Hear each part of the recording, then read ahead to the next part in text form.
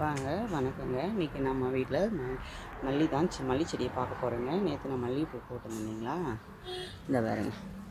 இது வந்து கொடி மல்லிங்க, தெரியுதுங்களா? இது வந்து எதிர் குட்டி குட்டியாக இருக்கும். இது வந்து கொடி மல்லி இருக்குது. செடி நல்லா படர்ந்து இருக்குதுங்க. இப்போ தான் துளுத்து இனிமேல் தான் மொட்டு வச்சு வைப்போம். அதில் 1-2 பூ தாங்க வைக்கும் அதில்.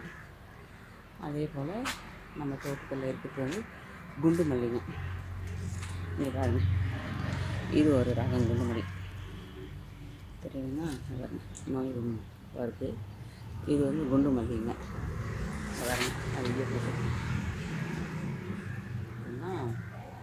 அப்புறம் நம்ம அந்த அடுக்கு சொன்னோம் இல்லைங்களா, கடைங்கள்லாம் விற்கும் பாருங்க, அந்த மல்லி நம்மகிட்ட இது ஒரே செடி தான் இருக்குது.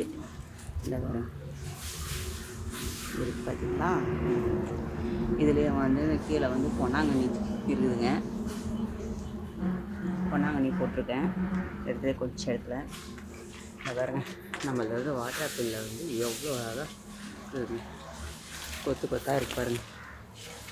வாட்டர் ஆப்பிள் ஓகேங்களா, சூப்பராக இருக்குது பாருங்க. நிறைய அது மேலே கூட நல்லா கொத்தாக இருக்கு பாருங்க.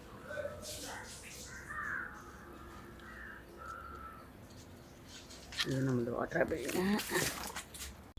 இது வந்து முல்லை செடிங்க. இன்னும் இதுவால் இது இன்னொரு இடத்துல தான் வந்து மல்லி வச்சுருக்கேன், அவ்வளோதாங்க. இங்கே வந்து மிளகாய் செடி நட்டுருக்கேன்.